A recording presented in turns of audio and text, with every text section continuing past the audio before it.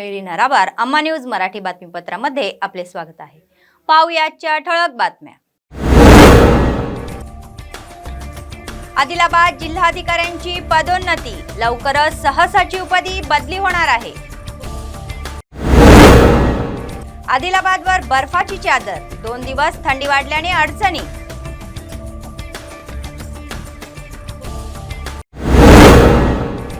केसलापूर नागोबा जत्रेसाठी सज्ज होत आहे। गंगेच्या पाण्यात गेलेले मेश्रामचे वंशज। आजच्या सविस्तर बातम्या। आदिलाबादचे जिल्हाधिकारी सिक्ता पटनायक यांना पदोन्नती देण्यात आली आहे। राज्यभरात 9 IAS बढती मिळाली आणि सिक्ता पटनायक त्यात स्थान मिळाले। पदोन्नतीद्वारे सहसचिव पद मिळूनही जिल्ह्यात जिल्हाधिकारी म्हणून कार्य करत असताना शासनाने याबाबतचे आदेश जारी केले आहे। 17 जुलै 2020 रोजी सिक्ता पटनायक यांनी जिल्ह्यातील जिल्हाधिकारी म्हणून पदभार स्वीकारला। 2 वर्षाच्या सेवेत पदोन्नती झाल्याबद्दल जिल्हास्तरीय जिल्हाधिकारी व कर्मचाऱ्यांकडून त्यांचे अभिनंदन होत आहे।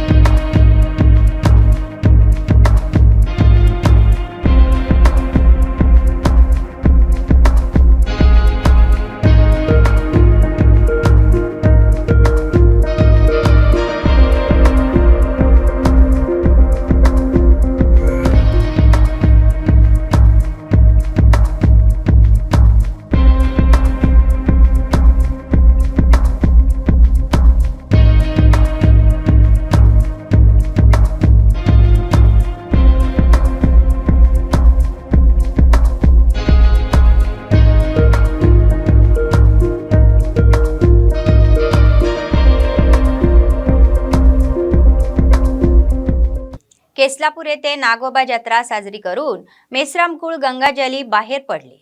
ते गादीगुडा मंडळाच्या लोकारिके ग्रामपंचायत अंतर्गत बुरकागुडा येथे राहिले।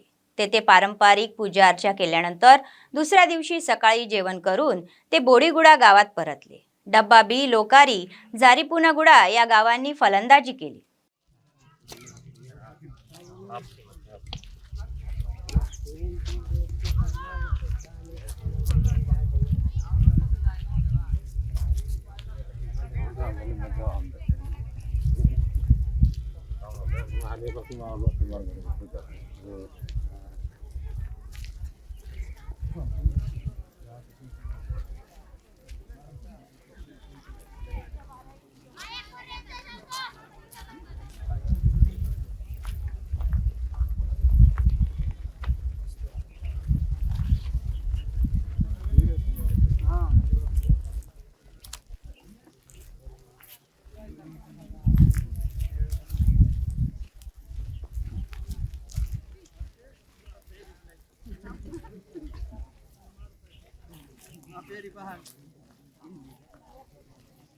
नावा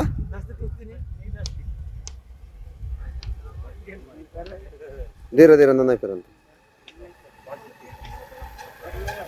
जर बाजूवाट जर्रा बाजूवाट पेरा पेरा पेरा सलते बॉम्ब बॉम्ब नल्ला बांधतो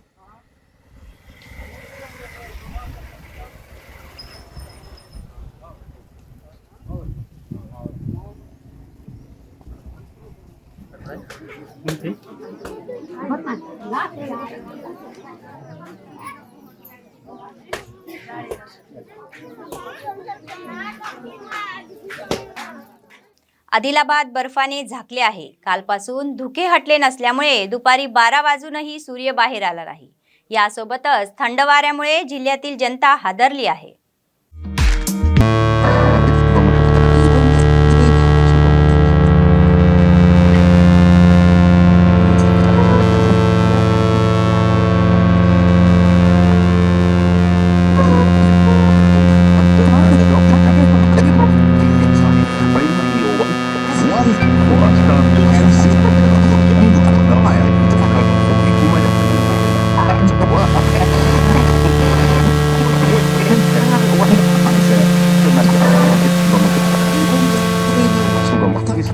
గత 2 రోజులుగా పొగమంచుకు తోడు శీతల గాలులతో జిల్లా వాసులు ఉక్కిరి బిక్కిరవుతున్నారు।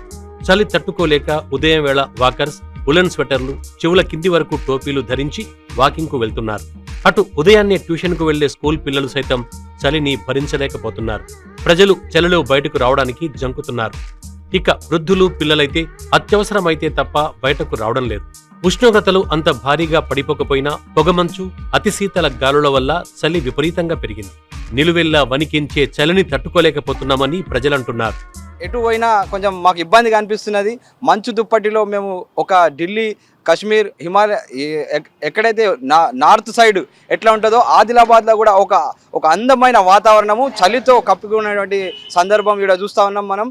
మరి ఇప్పుడు వాహనాలు తీసుకొని వెళ్తే కూడా మాకు చాలా ఇబ్బంది అనిపిస్తున్నది. కొద్దిగా అటు స్కూల్లోకి పోయినా కానీ ఎర్లీ మార్నింగ్ పొద్దున లేచినప్పుడు పిల్లగాళ్ళకు స్కూల్కి తీసుకుపోవాలంటే కొంచెం ఇబ్బందిగా ఉన్నది. 2-3 డేస్ నుంచి చలి విపరీతంగా ఉందండి. ఆల్మోస్ట్ ఆల్ 14 to 13 degrees ఉంది మార్నింగ్. మేము స్వాములమ్మ మార్నింగ్ 4:30-5 అట్లా మేము సన్నిధానం పోవాల్సి వస్తుంది. ఇక్కడ 2 kilometers. అప్పుడు పీక్లో ఉంటుందండి. సో ఆల్మోస్ట్ ఆల్ 2 days అండి సన్ని చూడక మేము. సో చాలా ఇబ్బంది పడుతున్నామండి. స్కూల్కి పోయే పిల్లలు కూడా చాలా ఇబ్బంది పడుతున్నారు చలికి. మళ్ళీ మన స్కిన్ మీద ర్యాషెస్ వస్తున్నాయి. విపరీతమైన చలి ఉంది, చాలా కష్టంగా ఉంది. ఐ మీన్ ఒక ఫ్యూ వీక్స్ బ్యాక్ ఇంత లేకుండే 3-4 days నుంచి చాలా ఎక్స్ట్రీమ్ పోయింది టెంపరేచర్. ఇక తప్పనిసరి పరిస్థితుల్లో బయటకు వెళ్లే ప్రజలు విపరీతంగా వణికిస్తున్న చలిని తట్టుకునేందుకు స్వెటర్లు, మఫ్లర్లు, వింటర్ జాకెట్స్ ధరించి బయటకొస్తున్నారు. మరికొందరు చలిమంటలు వేసుకుని ఉపశమనం పొందుతున్నారు.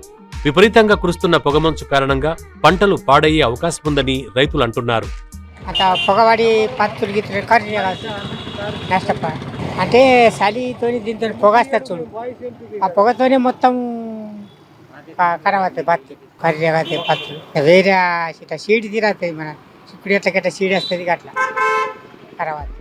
అటు టీఎస్డిపిఎస్ రీడింగ్ ప్రకారం ఆదిలాబాద్ జిల్లాలో నిన్న గరిష్ట ఉష్ణోగ్రత 29.3 డిగ్రీలు కాగా కనిష్టం 16.7 డిగ్రీలు.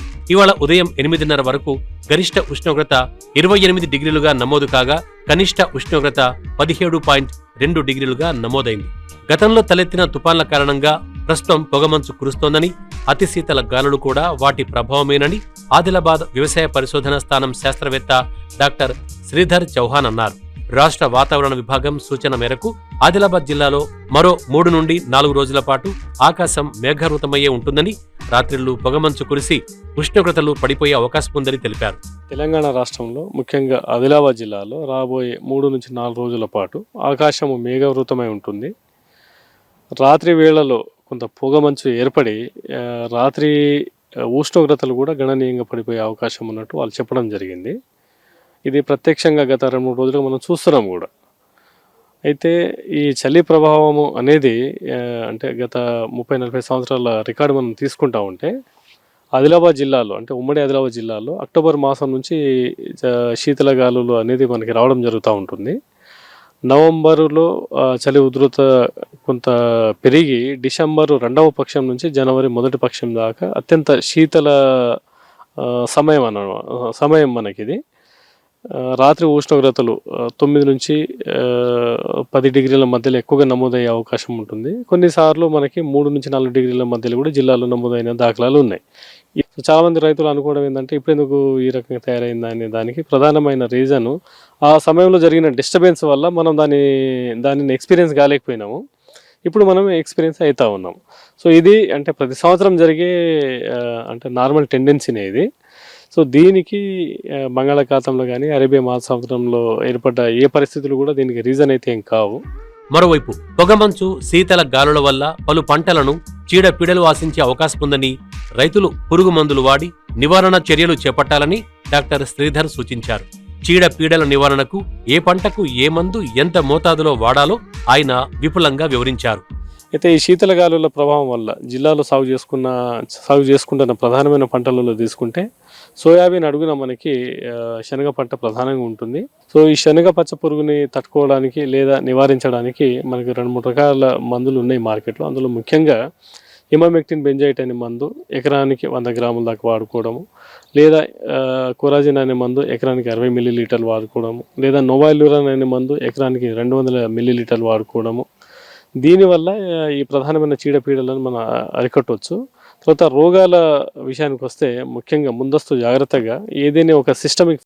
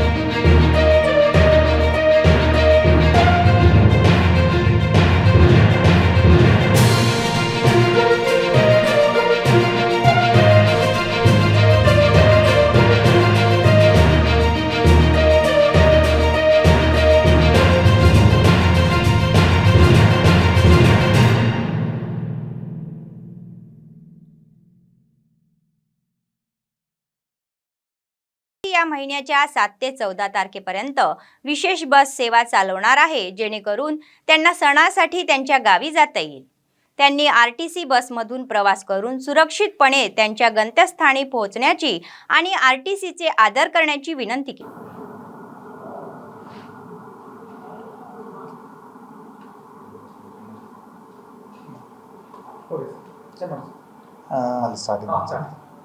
ఆదిలాబాదు పట్టణ మరియు ఆదిలాబాద్ పరిసర ప్రాంతాల ప్రజలకు ముందుగా సంక్రాంతి శుభాకాంక్షలు.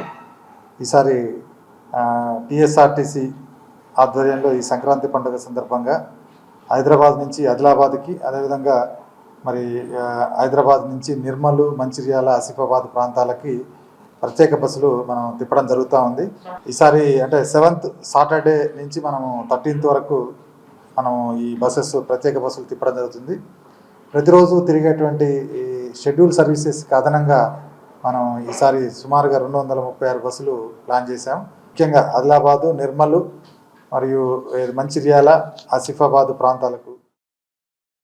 अम्मा न्यूजच्या लेखाला प्रतिसाद. अम्मा न्यूजने बेला मंडळात अधिकारी हवे आहेत या शीर्षकाचा विशेष लेख प्रसारित केला. बेला मंडळ केंद्रात गेल्या 2 वर्षापासून अनेक समस्यांना सामोरे जावे लागत असल्याचे कृषी शेतकरी व नागरिकांच्या निदर्शनास अम्मा न्यूजने आणले. त्याला प्रतिसाद देत जिल्हाधिकाऱ्यांनी बेला मंडळ केंद्रात AE मंडळ BRS नेत्यांनी मिळून MPDO कार्यालयात AEंनी यांचा सत्कार केला. यावेळी खोगदूरचे सरपंच चव्हाण सुधाकर म्हणाले की मंडळाच्या प्रत्येक गावात विजेच्या समस्यामुळे नागरिकांना विविध समस्यांना सामोरे जावे लागत आहे.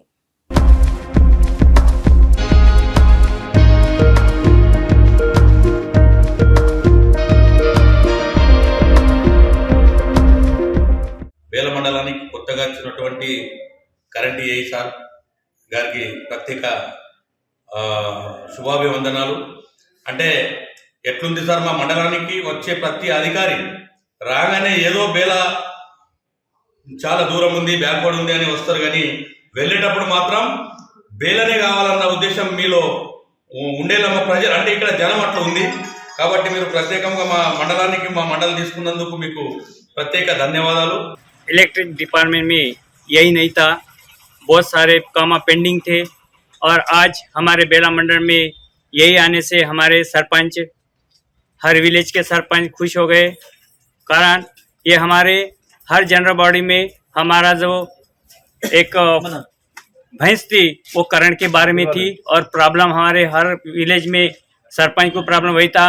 किधर भी गए तो मिडिल पोल्स नहीं है, हमारे ऊपर गिरते बहुत प्रॉब्लम. बेला मंडळातील स्थानिक वनपरीक्षय अधिकारी कार्यालयात बेईमान शक्तीचा अडथळा बनल्यास आरोप लोक करत आहे. मंडळातील MPDO कार्यालयासमोर स्थापन करण्यात आलेल्या वनपाल कार्यालयावर अधिकाऱ्यांची देखरेख किंवा वेळेचे व्यवस्थापन नसल्याचे दिसून येत आहे. याची माहिती मिळताच बेलाचे स्थानिक सरपंच वट्टपल्ली इंद्रशेखर वनक्षेत्र अधिकारी कार्यालयाला भेट देऊन पाहणी केली. सरपंच बेला यांच्यासह प्रभाग सदस्य व इतर लोकप्रतिनिधी, कार्यालयात काम करणारे कर्मचारी क्षेत्रस्तरीय कामाच्या बाह्याने कर्तव्यावर गैरहजर असल्याचे आढळून आले व त्यांनी भेट दिली. यावेळी बेला सरपंच म्हणाले की वन अधिकारी कार्यालयात कार्य करत कर्मचारी हे क्षेत्रीय स्तरावर काम असल्याचे कारण सांगून कर्तव्यावर हजर राहत नाही. येथे कार्य करत FRO आपले कर्तव्य योग्यरित्या पार पडत नाही. ఎవరుంటారంటే అర్థం కాదు. అందరు ఫీల్డ్కి వెళ్తారు సార్, ఫీల్డ్ వర్క్ నడుస్తుంది.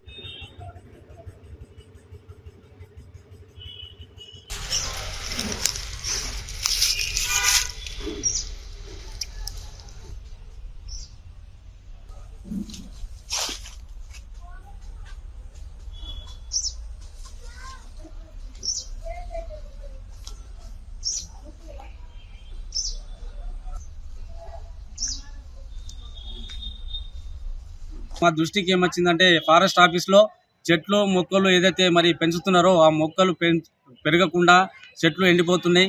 మరి అదేవిధంగా ఈ ఫారెస్ట్ ఆఫీస్లో కొంచెం మందు సీసాలు కనబడడం, మరి ఇక్కడ తాగుతున్నారు అనే ఒక మా కాంప్లైంట్ ఈరోజు రావడం జరిగింది. నిజంగా మరి ఇక్కడ మందు సీసాలు కూడా ఉన్నాయి. మరి ఎవరు ఎక్కడ తాగుతున్నారు, ఎవరు పాడేస్తున్నారు అని తెలియదు. అదేవిధంగా ఫారెస్ట్ ఆఫీస్, ఇంత పెద్ద ఆఫీస్ మేము బేలా, మా స్థానిక బేలాలో వీరికి స్థలాన్ని మేము కేటాయించినప్పుడు, ఇంత పేద ఫారెస్ట్ ఆఫీస్ కట్టినప్పుడు మరి ఇక్కడ స్థానికంగా ఒక ఫారెస్ట్ ఆఫీసర్ ఏదైతే డైలీ వేజెస్ ఎవరైతే ఉంటారో వారు కూడా పొద్దు నుంచి ఎవ్వరు కూడా ఫారెస్ట్ నుంచి ఒక్క ఆఫీసర్ కూడా లేరు. बातमी संपण्यापूर्वी पुन्हा एकदा ठळक बातम्या. आदिलाबाद जिल्हाधिकाऱ्यांची पदोन्नती, लवकरच सहसचिवपदी बदली होणार आहे. आदिलाबादवर बर्फाची चादर, 2 दिवस थंडी वाढल्याने अडचणी.